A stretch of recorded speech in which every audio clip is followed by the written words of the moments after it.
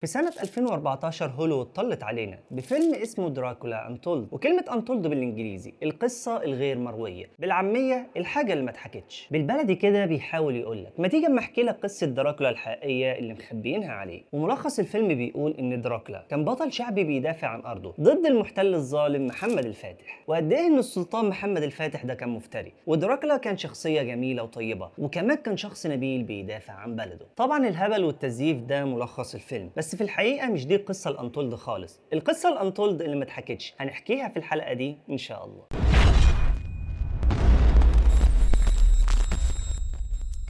تبدأ القصة في سنة 838 هجريا، حوالي 1435 ميلاديا. كان ملك بلاد الأفلاق فلاد الثاني اللي هي دولة رومانيا حاليا عنده خوف كبير من مملكة المجر اللي جنبه لما عرف إن ملكها طمعان في بلده وعايز يحتلها. وعلى طول فلاد الثاني ملك الأفلاق يروح للسلطان العثماني مراد الثاني وقال له بالله عليك لو ينفع بس تحميني عشان ملك المجر عايز ياخد الحكم بتاعي. الدولة العثمانية كان بابها مفتوح لكل الناس، وكان عندهم مبدأ إن ما ينفعش نخذل حد، وأي شخص يطلب المساعدة لازم نمد إيدينا ليه. فأنت إزاي في الفيلم السخيف بتاعك بتقول على الدولة العثمانية إنها محتلة وأنت برضو اللي جريت على بابهم وقلت لهم الحقوني محتاج مساعدة؟ حقيقي تزييف عجيب جدا للتاريخ، بس مش حاجة جديدة على هوليوود. المهم السلطان مراد الثاني قدر يحمي مملكة الأفلاق من العدوان بتاع مملكة المجر، وملك المجر ما قدرش يدخل دولة الأفلاق بعد ما بقت تحت حماية الدولة العثمانية. بعدها فلاد الثاني حب يعمل زيارة لعاصمة الدولة العثمانية وكانت أدرنا وقتها عشان يشكر السلطان بنفسه ويعزز علاقاته معاه. وهو في أدرنا شاف مدى التقدم والغنى اللي بتعيش فيه الدولة العثمانية وازاي بيتم تدريب الامراء على الحكم وهم في سن صغير جدا. فقرر انه يسيب 2 من اولاده عشان يتربوا ويتعلموا في السرايا العثماني، وبرضه عشان تبقى بادرة حسن نية ويطمن الدولة العثمانية انه عمره ما يخونهم. وكان عنده 3 ابناء، فساب ابنه الاوسط والصغير خالص. ابنه الوسطاني كان اسمه فلاد الثالث، اما الصغير فكان اسمه رادو وكان ملقب برادو الوسيم. اما ابنه الكبير فرجع مع والده على الافلاق. وبالمناسبة الافلاق هي دولة رومانيا حاليا. ملك الافلاق فلاد الثاني كان مشهور بلقب دراكولا، وكلمة دراكولا في اللغة الرومانية القديمة معناها الشيطان أو التنين، لأن زمان أيام الرومان كان بيتم تصوير الشيطان في شكل تنين، فكان التنين والشيطان شيء واحد عندهم. بعد تحالف ملك الأفلاق مع العثمانيين، ملك المجر ما وقفش ساكت وبدأ يحرض أمراء البويار على خلع فلاد الثاني. وأمراء البويار كانوا طبقة الفرسان والطبقة النبيلة في دولة الأفلاق وقتها. وفعلا فرسان البويار قدروا إنهم يقتلوا الملك فلاد الثاني وكمان ابنه الكبير مارجا الثاني. ولما وصلت الأخبار دي للسلطان مراد الثاني على طول بعت جيش لمملكة الأفلاق، وكان مع الجيش الأمير فلاد الثالث اللي هو ابن فلاد الثاني عشان يستعيد مملكة الأفلاق من جديد ويعين فلاد الثالث على عرش الأفلاق، لأن زي ما قلنا قبل كده الأفلاق كانت تحت حماية الدولة العثمانية. لكن فرسان البويار وملك المجر لما عرفوا إن الجيش العثماني اتحرك مع الأمير فلاد الثالث قالوا طب بالإذن إحنا بقى، لأنهم كانوا عارفين كويس إن أفضل حاجة يعملوها مع الجيش العثماني هي إن الجري نص الجدعنة. وفعلا هربوا من الأفلاق ورجعوا على المجر. وبمجرد ما الأمير فلاد الثالث استعاد عرش أبوه سمى نفسه دراكولا، ومعناها ابن الشيطان،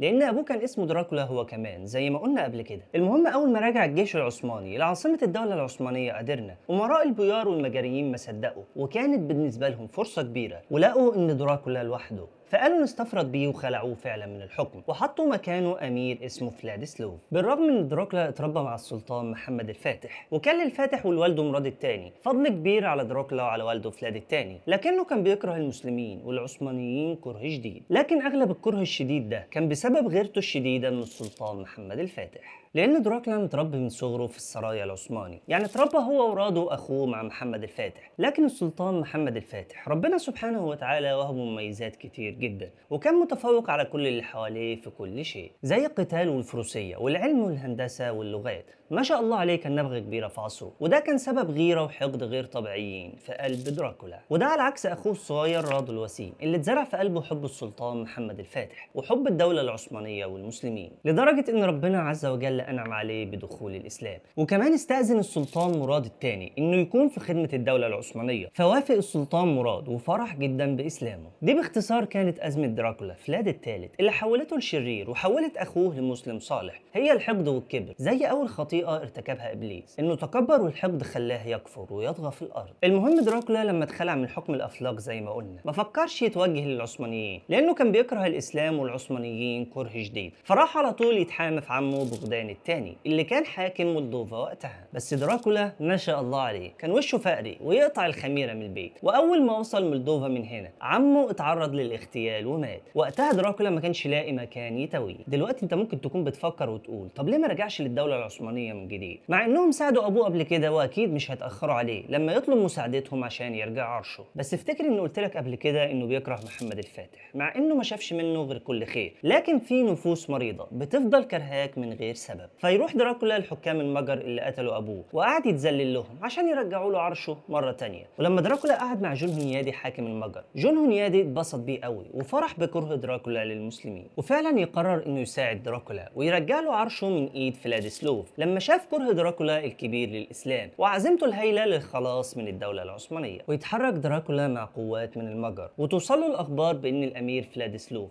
خارج في رحله صيد، فيحاصر دراكولا الامير فلاديسلوف في الغابه ويقتله هو وكل الحراس والجنود اللي كانوا معاه، ويستعيد دراكولا عرش الافلاق من تاني. ودي كانت اول بدايه انتقامه. بعدها دراكولا عزم امراء البيار على وليمه كبيره وقال لهم ده صلح بيني وبينكم، وانا هنسى كل اللي عملتوه مع والدي واللي انتوا عايزينه هعمله لكم، ويا ريت كل واحد فيكم يجي هو والاسره الكريمه عشان يبقى عيش وحلاوه. فاكرين لما محمد علي خدع المماليك؟ اهو دراكولا عمل نفس الحركه. اول ما الامراء وصلوا كل واحد فيهم كان معاه اسرته، فقال للحراس اقفل لي يا ابني منك ليه بيبان القلعه، وقال للامراء تعالى لي يا حلو منك ليه، ده انا محضر لكم خازوق محترم. على فكره مش بهزر، هو كان خازوق بجد مش نكته. ركز معايا عشان تعرف اللي حصل. بس يا ريت اي حد صغير بيشوفنا اتمنى يجاري الفيديو لمده 30 ثانيه عشان ما تسمعش الوصف ده لانه مؤذي شويه. دراكولا كان شخص مريض وسادي وغير سوي، وكان مجهز سلاح لتعذيب واعدام اعدائه واطلق عليه المخوذه. السلاح ده كان عباره عن عمود من الخشب يبقى كبير ومسنون كويس من فوق لدرجه انه لو دخل في عين حد بالغلط هيصفيها، بس للاسف الضحيه كانت بتتحط عليه. وكانوا بيدهنوا الخازوق بالعسل عشان يتزحلق داخل جسم الضحيه، وكمان عشان الحشرات تتجمع على العسل وتبدا تدخل في جسم الضحيه وتاكلها من جوه زياده في التعذيب. وكانت الضحيه بتفضل موجوده على الخازوق ده لاكتر من 3 ايام بتتعذب لحد ما تموت، لان عزكم الله عمود الخشب ده كان بيدخل في الضحيه من الاسفل ويفضل يقطع في جسمه من جوه واحشائه لحد ما يوصل لراسه ويطلع من بقه، كل ده والضحيه لسه عايشه. طبعا ده غير الحشرات اللي بتاكل في جسمه. دراكولا امر جنوده ان هم يحطوا كل النبلاء على الخازوق، ما اكتفاش بكده بس، ده امر جنوده انهم يغتصبوا كل السيدات والبنات قدام ازواجهم وابائهم. فكان امراء البيار بيتعذبوا على الخازوق وبيموتوا، وقدام عينيهم ازواجهم وبناتهم بيتم اغتصابهم. ده كمان اخذ اولادهم الذكور عبيد عنده عشان يبنوا له قلعه من القلاع، واول ما خلصوا بنائها قتلهم محروقين. هي دي سفاله وانحطاط العالم الاوروبي والصليبي في الوقت ده. المشكله ان هوليوود مطلعه المريض المجنون ده بطل شعبي، وانه قد ايه طيب وجميل وبيدافع عن شعبه مع انه مخزوق اغلب الشعب ده. بس الحقيقه عكس كده طبعا. يعني مثلا في روائي انجليزي اسمه برام ستوكر، الروائي ده استوحى من شخصيه فلاد الثالث الشهير بدراكولا. شخصيه الروايه بتاعته دراكولا سنه 1897 ميلاديا، وكان اسم الشخصيه كونت دراكولا، وده اشهر مصاص دماء. في مصادر اسلاميه واوروبيه ذكرت جرائم كتير عملها دراكولا المختل، والله لا تتوصف ولا تتعدى من كترها، وجرائم ابشع واقذر من اللي احنا ذكرناها دي بكتير، بس ما ينفعش ان احنا نقولها لان الفيديو ده ممكن يتحذف من بشاعتها. بس هقول لك مثال بسيط. دراكولا عرف ان بعض امراء المجر بيتفقوا مع امراء الافلاق انهم يشيلوا دراكولا من العرش، فقام دراكولا رايح لامراء المجر وعدمهم هم وجنودهم بالكامل. واعدمهم ازاي؟ بنفس الخازوق. وفي مصادر بتقول ان عدم 30,000 واحد على الخازوق في الحادثه دي بس من امراء المجر واللي بيساعدوهم والرعايا بتوعهم. في الوقت ده كانت اخبار انتصارات السلطان محمد الفاتح مسمعه في العالم كله، وازاي قدر يفتح القسطنطينيه اقوى حصن في العالم، وكمان كان خلاص هيفتح بلجراد، لكن للاسف الحصار يفشل في الاخر. بس الحمد لله اتقتل فيه حاكم المجر جون هنيادي. وقتها البابا بايوس الثاني بقى مرعوب من المد العثماني ودعا الحمله صليبيه بقياده ماتياس كورفينوس المعروف باسم ماتياس الاول، وده كان ابن جون هنيادي. وطبعا كان اول الداعمين للحمله الصليبيه دي هو دراكولا، ودي كانت اكبر غلطه عملها، لانه بدعمه للحمله الصليبيه ضد العثمانيين حط نفسه في وش المدفع مع اقوى امبراطوريه في العالم وهي الدوله العثمانيه. دراكولا في الوقت ده كان بيدفع الجزيه للدوله العثمانيه، بس لما راح انضم للحمله الصليبيه بتاعه البابا قعد سنتين ما يدفعش الجزيه. فبعت له السلطان محمد الفاتح الرسل عشان يأمروه بالجزيه المقدره ب 10,000 أوقية، وكمان يسالوه عن خبر انضمامه للحلف الصليبي فعلا حقيقي ولا لا. دراكولا كانت علاقته بالحمله الصليبيه مقويه قلبه بزياده، فسال الرسل ليه لما دخلته ما خلعتوش العمه احتراما ليا. ردوا عليه وقالوا نحن رسل اقوى امبراطوريه في العالم ولا نخلع عمائمنا احتراما الا للسلطان العثماني فقط، وانت مجرد تاج تابع للدولة العثمانية. المغزى من كلامهم ان احنا ما بنخلعش العمامة غير احتراما للمحترم. وطبعا دراكولا ما شافش بربع جنيه الباقي. اتغاظ جدا دراكولا وشاط من ردهم وقال لهم ماشي انا هعلمكم الادب. وطبعا الادب بتاعه كان عبارة عن الدم، فامر بتعذيبهم واعدامهم عن طريق دق العمامة في دماغهم بالمسامير. وطبعا كلنا عارفين رد فعل السلطان محمد الفاتح، وبسرعة بعت جيش بقيادة حمزة باشا وامره انه يفتح بلاد الافلاق ويأسر دراكولا او يقتله. واتحرك حمزة باشا بكتيبة صغيرة عددها 1000 فارس لحد ما وصل للافلاق عشان يكتشف الممرات الجبلية ويشوف ايه احسن طريق يدخل منه للافلاق. فعرف دراكولا بوصول حمزة باشا ومعاه قوة صغيرة من جيشه بيستكشفوا الممرات. عمل ليهم كمين محكم عند الممرات وقدر انه يقتل جزء كبير من الفرسان اللي معاه وأسر حمزة باشا والباقي من قواته. وللأسف أعدم حمزة باشا وكل الأسرى اللي معاه على المخاوزة. دراكولا استغل ان هو بيعرف يتكلم تركي كويس عشان كان متربي في الدولة العثمانية، وتنكر في لبس قائد عثماني ومعاه جنوده، وقام رايح عند حصن اسمه جورجيا وطلب من الجنود العثمانيين ان هم يفتحوا له الباب هو وجنوده. مجرد ما دخل الحصن قتل كل المسلمين اللي فيه وانتقم منهم اشد انتقام عشان كانوا بيساعدوا حمزة باشا. بعد كده هاجم بلغاريا وعمل فيها جرائم بشعة ومذابح بحق المسلمين ما تتوصفش. واستغل ان السلطان محمد الفاتح كان مشغول وقتها بحملته على بلاد المورا اللي هي اليونان. بس اول ما الاخبار دي توصل للسلطان محمد الفاتح لغى حملته على اليونان وراح على بلاد الافلاق،